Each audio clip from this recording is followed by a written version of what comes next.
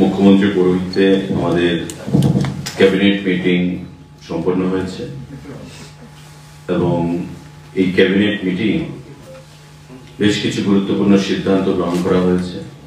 Special executive যে ৬,০৬৭ খুব শীঘ্রই তাদেরকে অফার দেওয়া হবে সারা রাজ্যে, তাদের বেতন মানে অনারেরিয়াম ১১,০০০ টাকার পরিবর্তে ১৩,০০০ টাকা সেখানে করার সিদ্ধান্ত গ্রহণ করা হয়েছে। এই সিদ্ধান্তগুলো আজকে আমাদের ক্যাবিনেট মিটিংয়ে গ্রহণ করা হয়েছে। তার উপর যদি কোনো সাংবাদিক বন্ধু কোনো প্রশ্ন থাকে আপনারা সেটা করবেন। যে একটা ব্রেকআপটা দিয়েছে সেকেন্ডটা ওই হেলথে ফিজিওথেরাপিস্ট ৮ জন অডিওমেট্রিক্স একটা বলেছেন স্যার।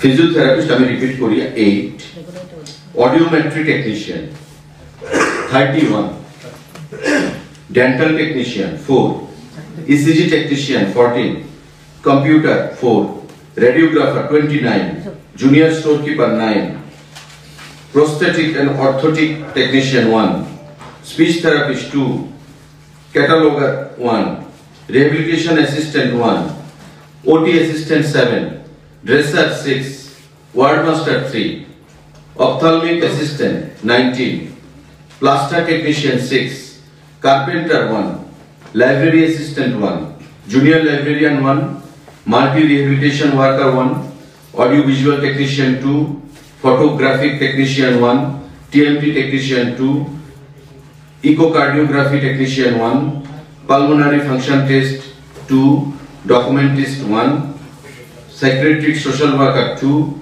physics technician 1, 161, total এগুলো technical post.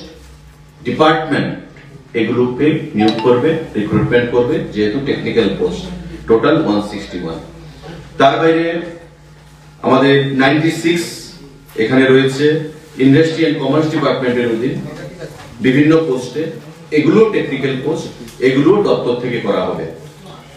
Health and family welfare ডিপার্টমেন্টের অধীন 241, এলডিসি ল ডিভিশন ক্লার্ক তাদেরকে জিআরবিটি কে প্রস্তাব পাঠানো হবে।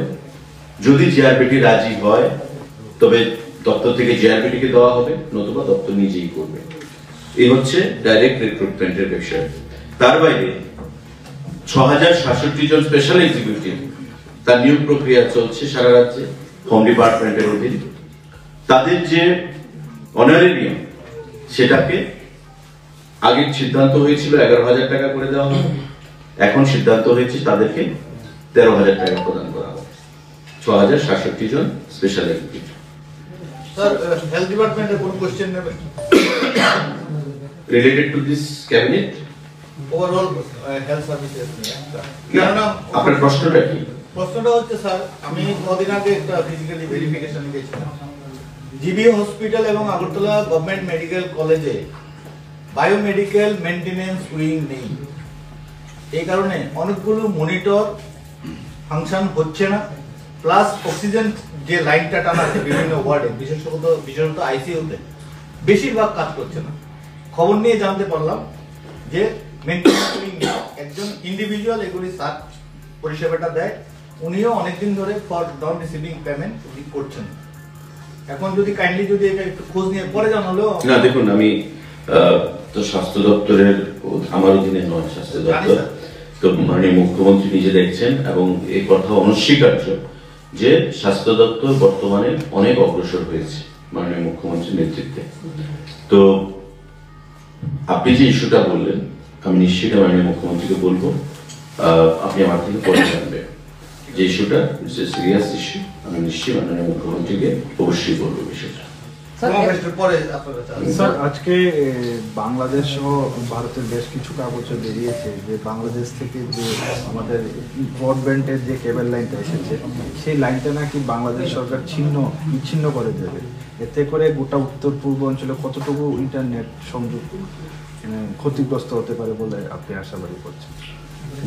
দেখুন, এখন দুদেশের বৈদেশিক নীতি যদি এই কথা বলে যে ছিন্ন করে দেবে, তবে আমরাও তো অনেক কিছু ছিন্ন করতে পারি, গভর্নমেন্ট অফ ইন্ডিয়া তো অনেক কিছু ছিন্ন করতে পারে।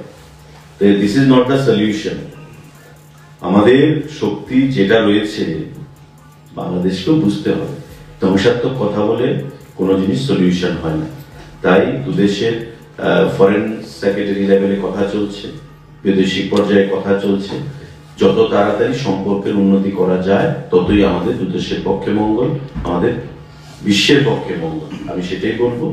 আমি আশা করি খুব শীঘ্রই ভারতবর্ষের যে এক্সটার্নাল অ্যাফেয়ার মিনিস্ট্রি বা বৈদেশিক লেভেলে আমাদের